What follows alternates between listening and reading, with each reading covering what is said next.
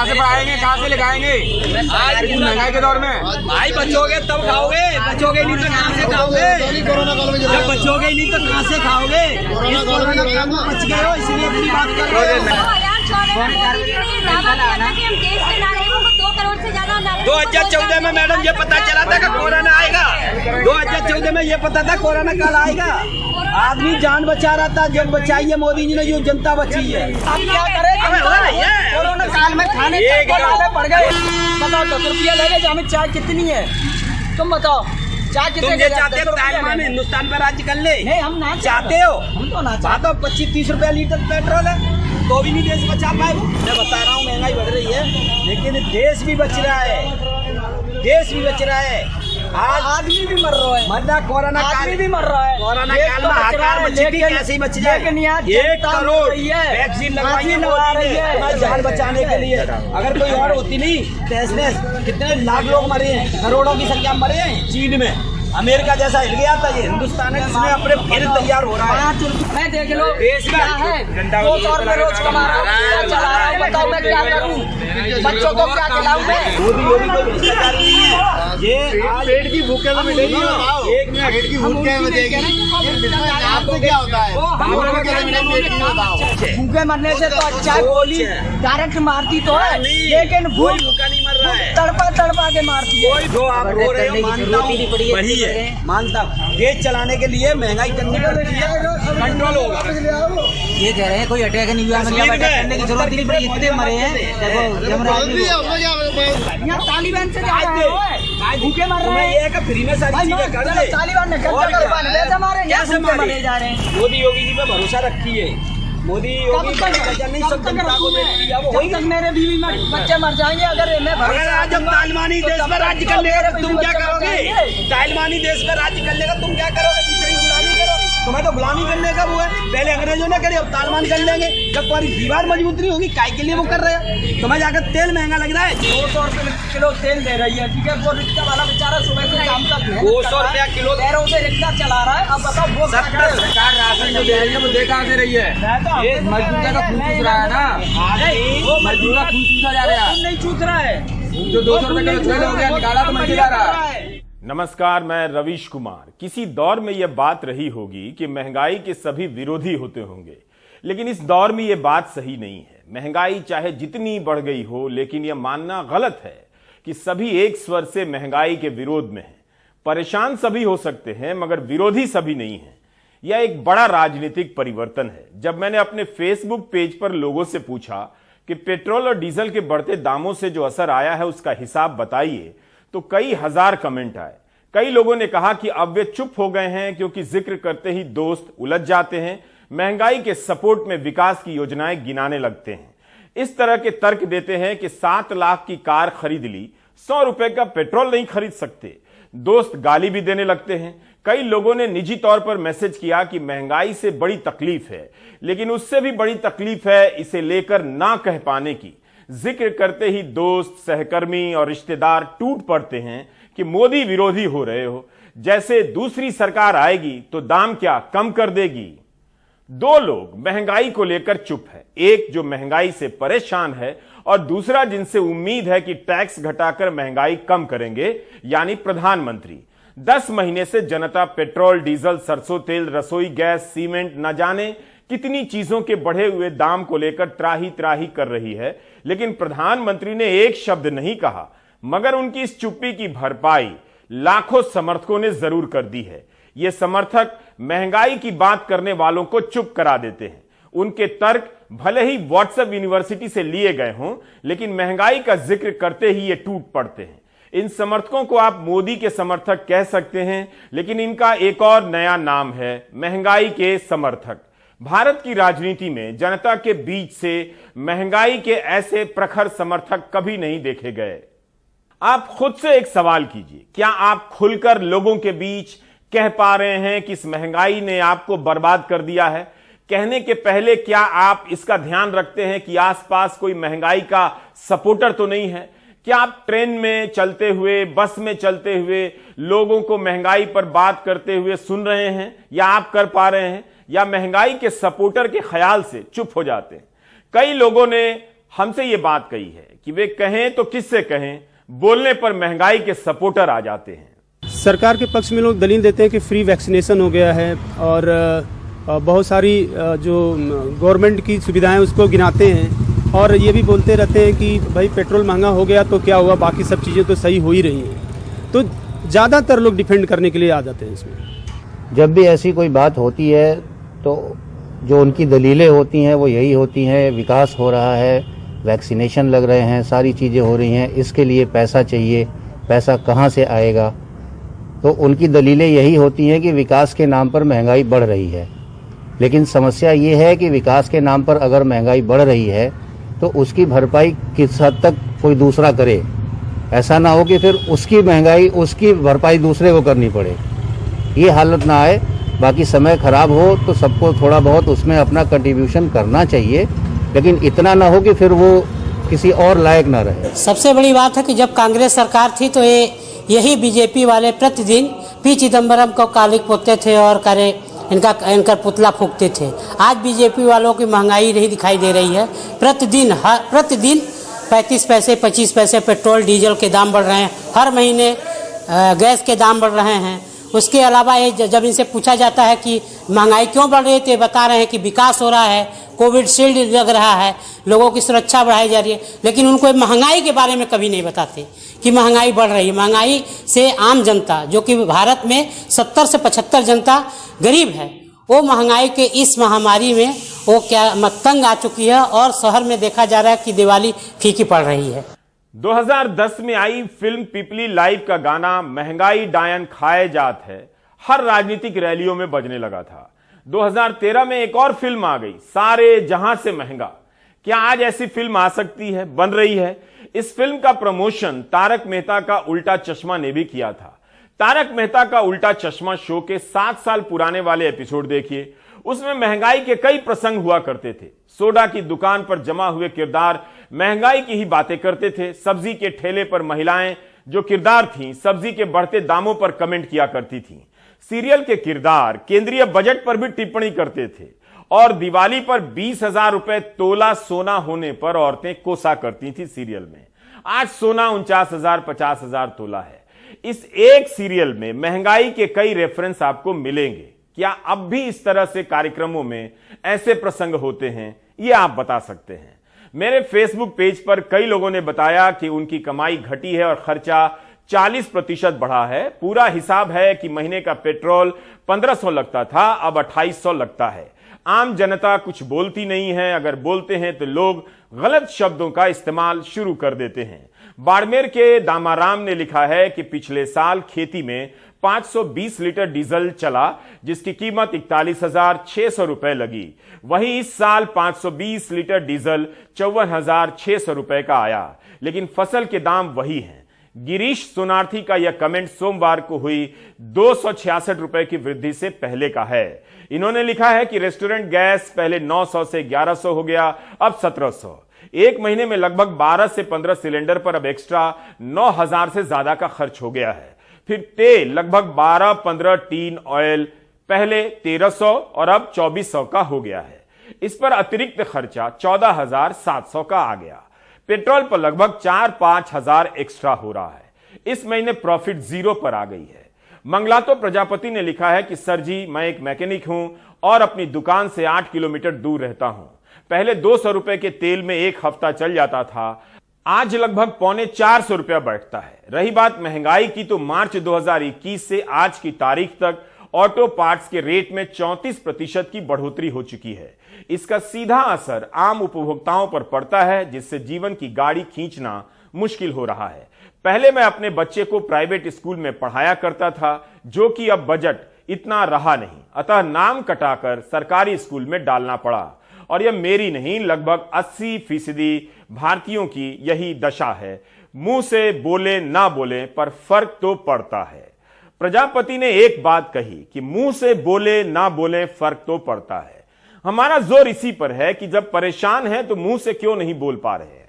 कई लोगों ने सचेत रूप से कोई राजनीतिक कमेंट नहीं किया है। महंगाई को लेकर गुस्सा तो है, हो सकता है, लेकिन गुस्सा किससे है यह लिखने से लोग बच रहे हैं। मेरे फेसबुक पेज पर महंगाई की बात करने वाले हर ऐसे कमेंट करने वालों पर महंगाई के सपोर्टर टूट पड़ते हैं। फिर भी सोशल मीडिया से बाहर की जनता इस परेशानी को बयां तो कर रही है, लेकिन सावधानी के साथ, नाम नहीं ले रही है उनका।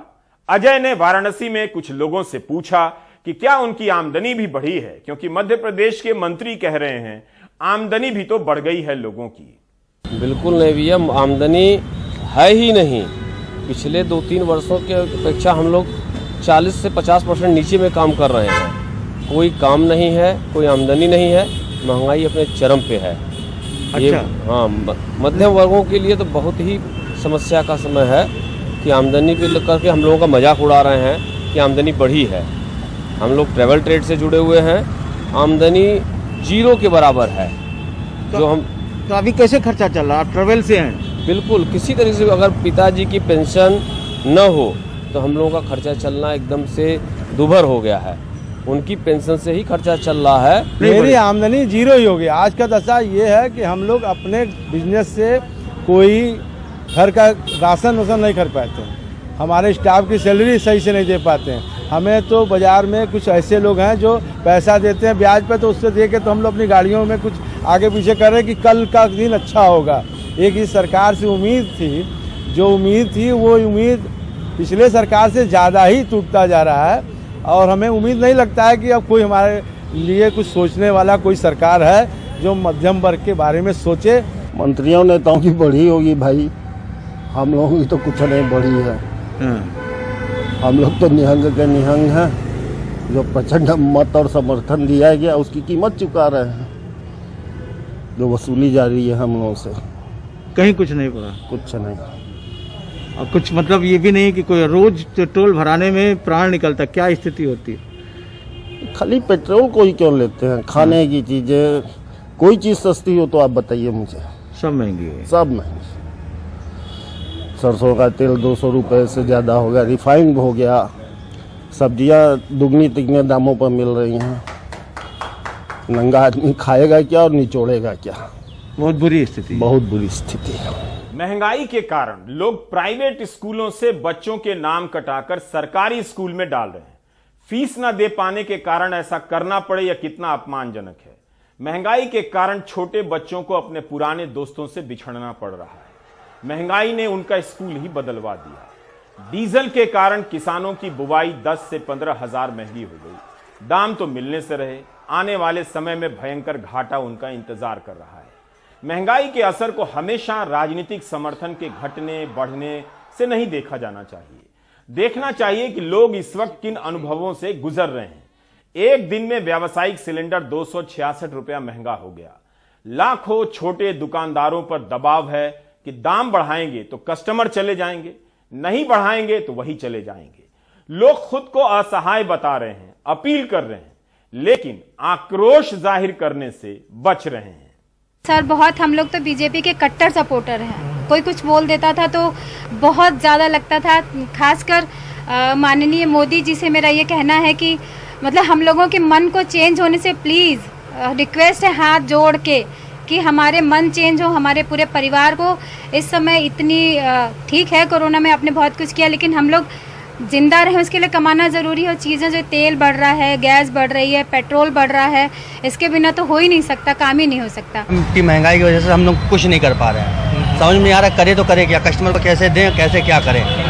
कस्टमर कहता है हमको सस्ता चाहिए, हमको महंगा मिलता है हर एक चीज़, तो हम करें क्या इसके लिए बताइए। सरकार के सामने असहाय बताने वाले, अपील की मुद्रा में खड़े ये लोग चाहते हैं कि आक्रोश का प्रदर्शन विपक्ष करे। एक तरह से आक्रोश की आउटसोर्सिंग करना चाहते हैं। महंगाई को लेकर अलग अलग विपक्षी दलों ने कई प्रदर्शन भी किए, तब भी लोगों का मानना है कि विपक्ष ने कुछ नहीं किया है। अगर विपक्ष कुछ नहीं करेगा तो क्या सरकार पेट्रोल के दाम 118 रुपए लीटर कर देगी? भोपाल वाले तो कम से कम जवाब दे दें। पेट्रोलियम मंत्री कई बार कह चुके हैं कि पेट्रोल और डीजल पर से टैक्स कम नहीं हो सकता क्योंकि मुफ्त टीका दिया जा रहा है। मंत्री जी यह नहीं बताते कि टीके का बजट क्या है, पेट्रोल और डीजल से कितना टैक्स वसूला गया है और उसका कितना हिस्सा टीके पर खर्च हुआ है। सरकार तो यह भी नहीं बताती कि कितने लोगों ने पैसे देकर टीके लगवाए हैं और इसकी कुल राशि क्या है। मंत्री जी का यह बयान जॉर्ज ऑरवेल के उपन्यास 1984 के एक प्रसंग से मिलता है। इस उपन्यास की एक पंक्ति का जिक्र सुप्रीम कोर्ट ने अपने फैसले में भी किया। 1984 उपन्यास में ओशिनिया के नागरिकों को टेलीस्क्रीन के जरिए सूचना दी जाती है। भारत में आप टेलीस्क्रीन को गोदी मीडिया और व्हाट्सएप यूनिवर्सिटी में चल रहे तमाम संदेशों को कह सकते हैं। जॉर्ज ऑरवेल लिख रहे हैं और आपको सुनकर लगेगा कि अरे ये तो 70 साल में कुछ नहीं हुआ वाला लॉजिक है, कहीं यहीं से तो नहीं लिया गया है, क्या पता।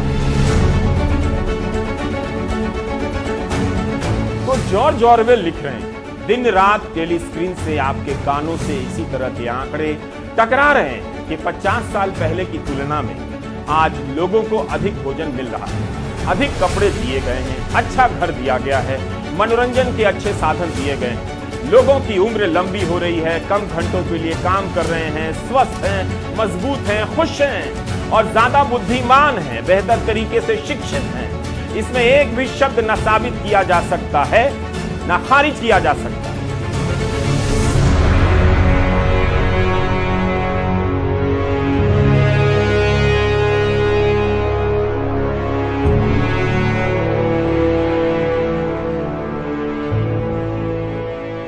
इस तरह के आंकड़ों से पब्लिक स्पेस को भर दिया गया है। इनके बीच पेट्रोल और डीजल से त्रस्त जनता की आवाज दब सी गई है। दाम बढ़ने के समर्थन में अजीब अजीब तर्क दिए जा रहे हैं। महंगाई के सपोर्टर चलते फिरते टेलीस्क्रीन बन गए हैं। वे कुछ बड़बड़ाते हैं कि मुफ्त अनाज मिल रहा है, मुफ्त टीका मिल रहा है, मुफ्त बीमा मिल रहा है, वगैरह वगैरह। इसी देश में करोड़ों लोगों को पोलियो का टीका मुफ्त मिला। सबको लगने वाले टीके मुफ्त ही लगते हैं। 2018 की एक खबर है टेलीग्राफ की। मूर्ति पर 3000 करोड़ खर्च करने वाली सरकार पोलियो के टीकाकरण के लिए अंतर्राष्ट्रीय दानदाताओं से 100 करोड़ मांगेगी। मीडिया रिपोर्ट है कि भारत मनीला स्थित एशियन डेवलपमेंट बैंक और बीजिंग स्थित AIIB से करीब 14,000 करोड़ का ऋण लेने जा रहा है। सरकार टीका के लिए लोन भी ले रही है। टीका के नाम पर पेट्रोल डीजल पर आपसे टैक्स भी ले रही है। इससे अच्छा होता सभी पैसे देकर ही टीका लगा लेते। सरकार यह भी नहीं बताती कि कितने लोगों ने पैसे देकर टीका लगवाया। हम जैसों ने पैसे दिए हैं मगर गिनती में है ही नहीं। इस लोन की क्यों जरूरत पड़ी? यह सवाल इसलिए पूछ रहा हूं क्योंकि मॉनसून सत्र में पेट्रोलियम राज्य मंत्री रामेश्वर तेली ने संसद में बताया है कि 2019-20 में पेट्रोल और डीजल से टैक्स के रूप में 1,78,000 करोड़ रुपया आया। 2020-21 में 3,35,000 करोड़ हो गया। एक साल में 88% की वृद्धि होती है। फिर भी सरकार टीके के लिए लोन ले रही है। महामारी से पहले 2018-19 में उत्पाद शुल्क से 2,03,000 करोड़ जमा हुए।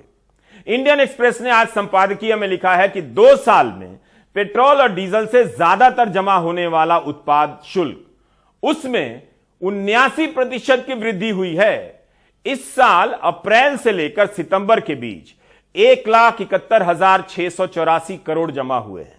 2 साल पहले इसी अप्रैल से लेकर सितंबर के बीच पेट्रोल और डीजल से 95,930 करोड़ उत्पाद शुल्क के रूप में जमा हुआ। 2018 की तुलना में 2020 में हवाई जहाज के ईंधन से जमा होने वाला उत्पाद शुल्क घट गया।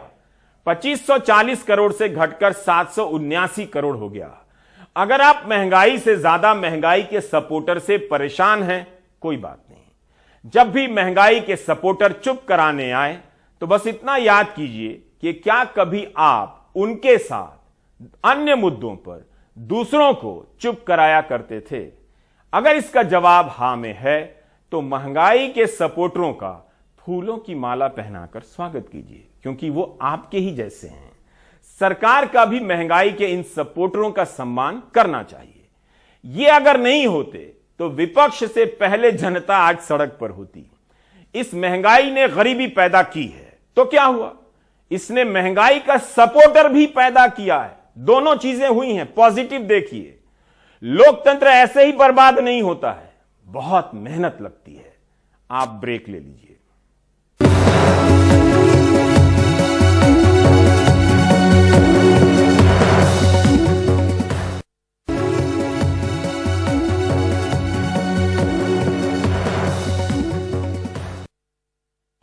डीजल के दाम से खेती की लागत भागत हो रही है।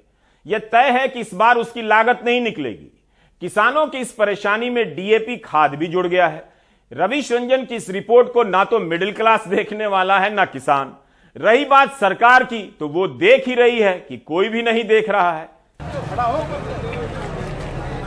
ये मंगलवार को झांसी के मऊरानीपुर की तस्वीर है। डीएपी खाद लेने के लिए किसान सुबह से ही सहकारी समिति के बाहर लाइन में लग जाते हैं। इंतजार घंटों करना है, लिहाजा लंबी कतार में किसान एक तरफ बैठे हैं और महिलाएं दूसरी तरफ। बीते 15 दिन से ऐसे ही हालात हैं। यहाँ पे लगभग 15 दिन से डीएपी खाद को लेकर हाहाकार मचा हुआ है।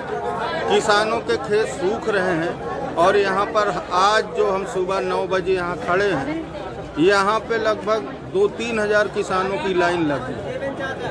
किसानों के खेत सूख रहे हैं, किसानों को खाद मिल नहीं रही है। लेकिन दिल्ली के उर्वरक मंत्रालय के मुताबिक डीएपी खाद की देश भर में कोई कमी नहीं है। मंत्रालय के आंकड़ों के मुताबिक नवंबर में डीएपी खाद की खपत का अनुमान 17 लाख टन था। उसके मुकाबले उत्पादन 18 लाख टन हुआ। वहीं एनपीके खाद की अनुमानित डिमांड 15 लाख टन थी, जबकि उत्पादन 30 लाख टन हुआ।